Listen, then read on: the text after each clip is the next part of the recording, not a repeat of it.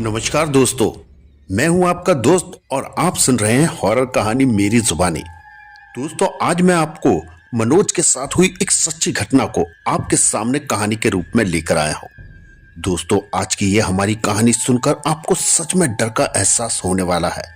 बस मेरी आपसे इतनी गुजारिश है कि आप हमारी इस कहानी को पूरा सुनेंगे तो आपको सच में बहुत ज्यादा मजा आने वाला है। साथ ही अगर आप हमारे इस चैनल पर पहली बार आए हैं तो इस चैनल को अभी सब्सक्राइब कर लीजिए। ऐसा करने से आपकी और हमारी नजदीकियां बढ़ जाएंगी और आगे आने वाली हर वीडियो का आपके पास नोटिफिकेशन सबसे पहले आएगा। तो आपका ज्यादा समय ना लेते हुए जल्दी से आज की कहानी को शुरू करते हैं। तो दोस्तों, जैसा कि मैंने आपको पहले ही बता दिया, आज की ये कहानी हमारे एक दोस्त मनोज की है। तो चलिए ये कहानी मनोज के पॉइंट ऑफ व्यू से सुनते हैं। दोस्तों, मेरा नाम मनोज है और ये घटना मेरे साथ 5 साल पहले घटी थी। मुझे रात के वक्त ट्रेन पकड़नी थी, लेकिन मुझे स्टेशन तक जाने में 8 किलोमीटर का सफर तय करना था। ये सफर मैंने इस साइकिल से ही तय करना था। ट्रेन लगभग मुझे रात के 11 बजे पकड़नी थी, तो मैं घर से लगभग 10 बजे निकला। घर से निकलने से पहले मुझे मेरे पापा बस एक यही बात कह रहे थे कि रात के वक्त सुनसान रास्ते से जा रहा है, इसलिए परफ्यूम लगाकर गलती से भी मत जाना। मैंने कहा कि परफ्यूम लगा के जाने में क्या प्रॉब्लम है? तो उन्होंने कहा कि परफ्यूम लगाना या रात को दूध पीकर जाना, इससे भूत प्रेत पीछे लग जाते हैं, इसीलिए बुजुर्गों ने ये करने से मना किया है। मैं वैसे भूत प्रेतों पे यकीन तो नहीं करता, इसलिए मैंने पापा को कहा कि आप सो जाइए, मैं चला जाऊंगा। वैसे मैं एक छोटे से गांव में रहता हूं और गांव से निकलकर मुझे शहर की तरफ जाना पड़ता है।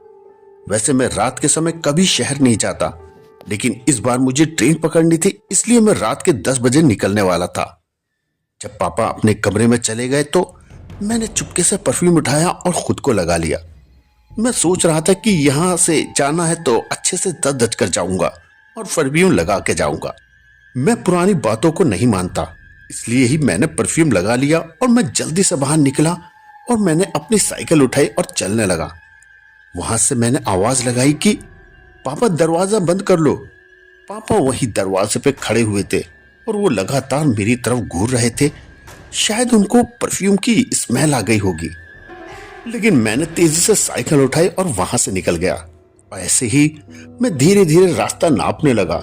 मेरे पास अभी करीब 1 घंटा था और वैसे भी सफर सिर्फ आधा घंटे का था। बस यही सोचकर धीरे धीरे मैं साइकिल चलाने लगा। गांव से निकलते ही मैं उस सुनसान रास्ते पे पहुंचा। रात के वक्त मैं कभी यहां से निकलता नहीं हूं। वैसे भी यहाँ के बारे में बहुत सी कहानियां सुनाई जाती है कि यहाँ पर भूत प्रेत रहते हैं, लेकिन मैं कई बार यहाँ से निकल चुका था और मुझे कभी ऐसा महसूस नहीं हुआ था, या फिर शायद मैं कभी रात के समय यहाँ से नहीं निकला, इसलिए मैं भूत प्रेत पे यकीन नहीं करता। इसलिए मैं गाना गुनगुनाते हुए वहां से निकलने लगा। ऐसे ही मैं वहां से जा रहा था, लेकिन तभी जैसे मेरी साइकिल की चैन उतर गई। ये हर रोज का काम था। मेरी साइकिल की चैन कभी कभी खराब हो जाती थी, तो मैं साइकिल की चैन ठीक करने लगा। जैसे ही मैंने साइकिल का स्टैंड लगाया और साइकिल की चैन को ठीक करने लगा, मुझे ऐसा लगा जैसे मेरे पास से कोई निकला हो। और मैंने पीछे मुड़कर देखा, पर वहां पे कोई नहीं था। थोड़ी देर बाद जैसे ही मुझे कौवे की आवाज सुनाई पड़ी। अब तो मुझे भी थोड़ा थोड़ा डर लग रहा था और मुझे पापा की बात याद आ रही थी। पापा ने कहा था कि परफ्यूम लगा के मत जा, वैसे भी इस इलाके पर भूत प्रेतों का साया कहा जाता है। तो मैंने जल्दी से साइकिल की चैन ठीक की और मैं साइकिल पर बैठा और वहां से निकल लगा। जैसे ही मैंने साइकिल की स्पीड तेज की और वहां से निकलने लगा, मुझे ऐसा लगा जैसे पीछे से कोई बोल रहा हो। मैंने पीछे मुड़कर देखा और मैं बड़ी तेजी से वहां से निकल गया। वहां पर पीछे से कुछ रोने की आवाज आ रही थी। वैसे मेरी साइकिल भी काफी आवाज करती थी, तो मुझे साफ साफ कुछ सुनाई नहीं दे रहा था। मुझे लगा कि शायद ये कोई मेरा वहम होगा। इसी तरह मैंने वे सुनसान रास्ता नाप लिया और मैं शहर पहुंच गया और मैं सीधा ट्रेन स्टेशन पर पहुंच गया। वहां पर ट्रेन आने ही वाली थी। मेरे एक दोस्त का घर वही ट्रेन स्टेशन के पास में था, तो मैं वहां गया और मैंने अपनी साइकिल अपने दोस्त को दे दी और मैं भागता हुआ वो ट्रेन स्टेशन पर गया और वहां मैं मैंने टिकट लिया और रेलवे की स्क्रीन पर देखा कि ट्रेन बस अब 5 मिनट में आने ही वाली है, लेकिन पूरा स्टेशन खाली था। मैं वहीं प्लेटफॉर्म पर बैठ गया और मैं ट्रेन का इंतजार करने लगा। तभी मुझे एक बार फिर से ऐसे लगा जैसे मेरे कंधे के पास से कोई निकला हो। मुझे हवा सी महसूस हुई। जैसे ही मैंने पीछे मुड़कर देखा, पर वहां कोई नहीं था। ये बड़ी अजीब सी बात थी कि फिर से मुझे ऐसा एहसास हुआ जैसे कोई मेरे आसपास हो। वैसे भी रात का समय था, तो मुझे लगा शायद मेरा दिमाग कुछ ज्यादा ही चल रहा है और मैं डर रहा हूं, क्योंकि मैं निकलकर ही ऐसे रास्ते से आया हूं और वैसे भी आते वक्त पापा ने भी मुझे डरा दिया था। तो मैं ऐसे ही हंसने लगा। 5 मिनट बाद वहां ट्रेन आ गई और ट्रेन में मैं चढ़ गया। ये ट्रेन इस स्टेशन पर कम समय ही रुकती है और लगता है रात को वहां बहुत कम समय रुकेगी, इसलिए मैं जल्दी से ट्रेन पर चढ़ गया। मैंने देखा पूरी बोगी खाली थी। मुझे लगा आधी रात का समय है, कोई बोगी में नहीं चढ़ता होगा, इसलिए मैं एक जगह पर जाकर बैठ गया। ऐसे ही ट्रेन चलने लगी। मुझे दूर जाना था और सफर लगभग 6 घंटे का था। तभी 11 बजे थे और वो ट्रेन चल पड़ी। अब मुझे लगा सुबह 5 या 6 बजे तक मैं आराम से पहुंच जाऊंगा, लेकिन ये वक्त रात का था, इसलिए मैं सोना नहीं चाहता था। और ये ट्रेन रास्ते में कई जगह रुकती है, इसलिए मुझे डर था कि हो सकता है कोई चोर उचक्का यहाँ पर चढ़ जाए। ट्रेन में भी कई बार मुझे ऐसा एहसास हुआ था जैसे कोई मेरे पास से निकला हो। मुझे कान के पास से कोई आवाज सुनाई देती है। अब मैं बार बार पीछे मुड़कर देख रहा था, पर मुझे वहां पर कोई नजर नहीं आता।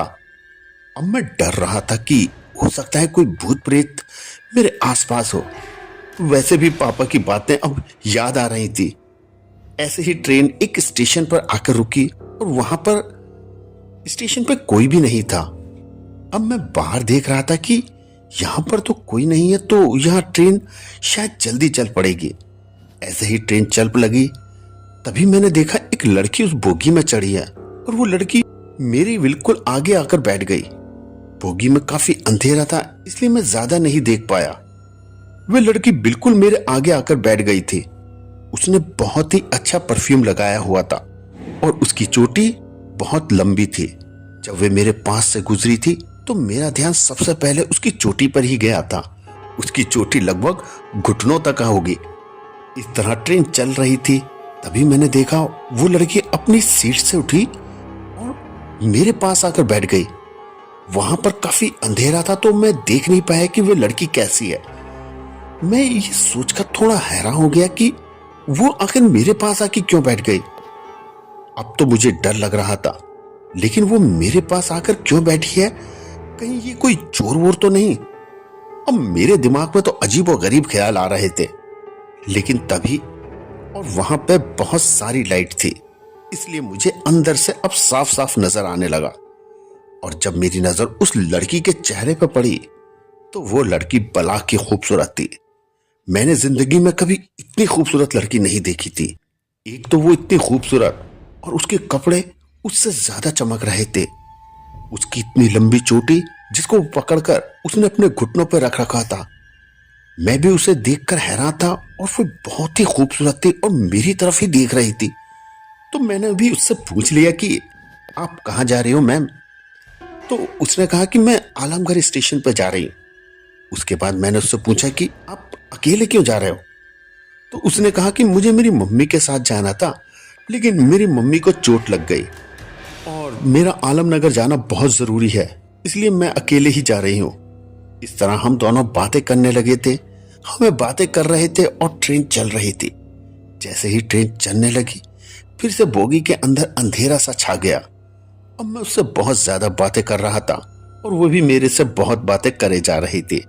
और वे लड़की ऐसा लग रहा था जिससे बहुत बातूनी हो। मुझे भी बातें करना बहुत ही अच्छा लगता है, लेकिन इतनी खूबसूरत लड़की अगर आपके साथ बैठी हो तो आप खुद ब खुद बातें करने लगते हैं। थोड़ी देर बाद मैंने उसके बारे में पूछा कि वे कहाँ से है और क्या करती है। वे अपने बारे में बता रही थी कि वे पढ़ाई करती है और शहर में काम ढूंढने जा रही है। इसके बाद उसने बहुत ही हैरानी वाली बात कही। उसने मुझसे बिल्कुल भी नहीं पूछा कि मैं कहां से आया हूं और क्या कर रहा हूं। अब जो उसने मुझसे कहा वो तो सुनकर मुझे बहुत ज्यादा आश्चर्य हुआ कि तुम इतने सुनसान रास्ते में रात को साइकिल चलाकर आए हो, तुम्हें डर नहीं लगता? उसकी ये बात सुनकर मैं अंदर से डर गया था। आखिर उसे कैसे पता कि मैं साइकिल चलाकर आया हूं? मैं थोड़ा सा डर रहा था कि उसे ये सब कुछ कैसे पता है। ये कौन हो सकती है? क्या मेरे गांव से आई है? क्या मेरा पीछा कर रही थी? ये कोई चोर वोर तो नहीं है जो मुझ पे नजर रख रही है? उसके बाद मैंने उससे पूछा कि तुम्हें कैसे पता कि मैं साइकिल से आया हूं? मैं तो शहर में ही रहता हूं और ट्रेन पकड़ कर आया हूं। तो उसने कहा, नहीं, तुम उस गांव से आए हो और साइकिल से ही आए हो, और तुम्हारे रास्ते में चैन भी खराब हो गई थी ना। उसने जब ये कहा तो मैं बहुत ज्यादा डर गया था। आखिर उसे कैसे पता कि मेरी साइकिल की चैन खराब हो गई थी? मैंने उससे कहा, नहीं नहीं, मेरी साइकिल की चैन खराब नहीं हुई थी। तुमको ये किसने कहा? तुम तो वहां पर थी भी नहीं।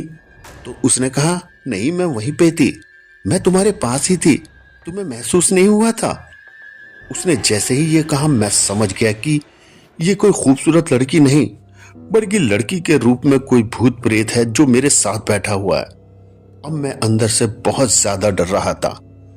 मैं अब इसी डर के साथ कांप रहा था और अगला स्टेशन आने वाला था, और मैं एकदम से खड़ा हो गया। और जैसे ही स्टेशन आया, बोगी के अंदर लाइट ही लाइट हो गई। तभी उसने मेरा हाथ पूरी ताकत से पकड़ लिया। मैंने उससे कहा, मुझे बाहर जाना है, जाने दो। तो उसने कहा, तुम्हें यहां थोड़ी जाना है, तुम्हें तो आगे जाना है। मैंने कहा, नहीं, मुझे उतरना है। तो वे खड़ी हो गई और उसने मेरा रास्ता रोक दिया। अब उसने जैसे ही रास्ता दिया, मैं उसके सामने से निकलकर चला गया। लेकिन जैसे ही मैं उसके सामने से निकल रहा, मेरा ध्यान उसके पैरों पर गया। उसके पैर आगे की तरफ नहीं, बल्कि पीछे की तरफ थे। तभी मेरे दिमाग में ख्याल आया कि ये कोई इंसान तो नहीं हो सकती। किसी इंसान के भला उल्टे पैर कैसे हो सकते हैं? उल्टे पैर तो सिर्फ चुड़ैलों के होते हैं। इस ख्याल ने मुझे अंदर से बहुत ज्यादा डरा दिया था कि मैं जैसे ही उसके आगे से निकला, उसने हाथ आगे कर दिया और उसने कहा, रुक जाओ, कुछ देर बातें कर लो। उसने जैसे ही ये कहा, तभी मैंने कहा, मुझे जाने दो। इतना कहते ही वे हंसने लगी। उसकी हंसी बहुत ही अजीब थी। उसकी हंसी तो जैसे किसी डायन जैसी थी। वो इतनी जोर से हंस रही थी कि पूरी बोगी में उसी की आवाज गूंज रही थी। और मैं काफी डर रहा था, क्योंकि उस बोगी का दरवाजा पीछे वाला ही खुला था। यहां पर बोगी में दो दरवाजे होते हैं, एक आगे वाला और एक पीछे वाला। यहां पर आगे वाला दरवाजा बंद था, लेकिन पीछे वाला दरवाजा खुला था, और मुझे उसे पार करके पीछे जाना था। लेकिन उसने तो हाथ दे दिया था, और मैं डर रहा था कि मुझे वहां से जाना होगा। मैंने जैसे ही उसके हाथ को धक्का देने की कोशिश की, तो मुझे महसूस हुआ कि उसकी शक्ति इतनी ज्यादा है कि मैं उसके हाथ को हिला भी नहीं पा रहा हूं। वो तो देखने में एक दुबली पतली सी लड़की लग रही थी, लेकिन उसकी बाजू इतनी ताकतवर थी कि मैं उसे 1 इंच भी पीछे नहीं हिला पाया। अब मेरे मन में तो ख्याल आ रहा था कि मुझे उसी को तो पार करके निकलना है। मैं डर रहा था, मुझे क्या करना चाहिए। तभी मेरे ख्याल आया कि मैं पीछे से भागकर चला जाता हूं। मैं थोड़ा पीछे हुआ और उसे धक्का दिया। उसे धक्का तो दिया, लेकिन वो 1 इंच भी नहीं हिली। लेकिन उसने अपना हाथ ऊपर किया हुआ था, तो मैं उसके नीचे से निकल गया। और मैं जैसे ही उसके नीचे से निकला, उसने पीछे से मुझे पकड़ लिया, और उसने इतनी जोर से पकड़ा था कि मैं अब हिल भी नहीं पा रहा था। उसने मेरी टी शर्ट को पकड़ा हुआ था, और मैंने जोर लगाया, लेकिन उसने टी शर्ट को नहीं छोड़ा। तो मैंने एक ऐसे ही जोर का झटका दिया, और मेरी टी शर्ट पीछे से फट गई। और मैं इसी तरह से वहां बोगी से बाहर निकला, और वो लड़की इसी तरह वही बोगी के अंदर थी। अब मैं किसी तरह बोगी से भागकर बाहर आया। तभी मेरी नजर उस लड़की की तरफ गई, और ये कोई खूबसूरत लड़की नहीं थी, बल्कि उसकी सफेद आंखें थी, उसके सफेद बाल हो गए थे, उसके चेहरा लाल हो गया था, और वो बेहद डरावनी लग रही थी। लेकिन मैं वहां से भाग निकला। मैं जैसे ही वहां से भागा, तो मुझे महसूस हुआ जैसे मेरे पीछे कुछ आवाजें आ रही हो। ये आवाजें पायल की थी, और मुझे लग रहा था जैसे वो डायन मेरा पीछा कर रही हो। मैं वहां से भागे जा रहा था। समय भी लगभग आधी रात का था, तो मुझे स्टेशन पर कोई नजर भी नहीं आ रहा था। मैं वहां से सीधा भाग रहा था, शायद वे भी मेरे पीछे भाग रही होगी। मुझे यकीन था वो डायन मुझे उसी सुनसान जगह से पीछा कर रही होगी। मुझे लगता था कि ये मुझसे चिपक गई है और मेरा यहाँ से अब बचना करीब करीब नामुमकिन है। लेकिन ये शायद भगवान की कृपा ही थी कि स्टेशन के बाहर एक मंदिर था। मैं सीधा उसी मंदिर के अंदर चला गया और जैसे ही मंदिर के अंदर गया मुझे वो पायल की आवाज आनी बंद हो गई और मैं पूरी रात उसी मंदिर के अंदर रहा। और जब सुबह हुई तब वहां पुजारी आया। मैंने पुजारी को सारी बात बताई तो पुजारी भी मेरी तरफ देख रहा था। उसने कहा, चिंता मत करो, मैं सुबह सुबह तुम्हारी पूजा करवा देता हूँ, तभी तुम्हारा निपटारा उस चुड़ैल से होगा।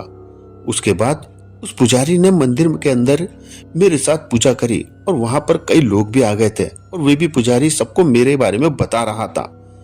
मैं भी उनसे कह रहा था कि अब क्या करना चाहिए। तो उसने कहा, पूजा के बाद तुम ये माला गले में पहननी होगी, उसके बाद तुम्हें चिंता करने की कोई जरूरत नहीं है, वे चुड़ैल तुम्हारा कुछ नहीं बिगाड़ सकती। उसके बाद ट्रेन पकड़कर मैं शहर की तरफ आया। मैं उसी सुनसान रास्ते से वापस घर आया, लेकिन मुझे दोबारा वे कभी एहसास नहीं हुआ। आज भी मेरे मन में ये सवाल आता है कि अगर वो चुड़ैल मुझे उस रात ना जाने देती तो मेरे साथ क्या होता। दोस्तों, आपको ये कहानी कैसी लगी आप हमें कमेंट्स बॉक्स में जरूर बताएं और वीडियो अच्छी लगे तो वीडियो को लाइक करके चैनल को सब्सक्राइब जरूर करें।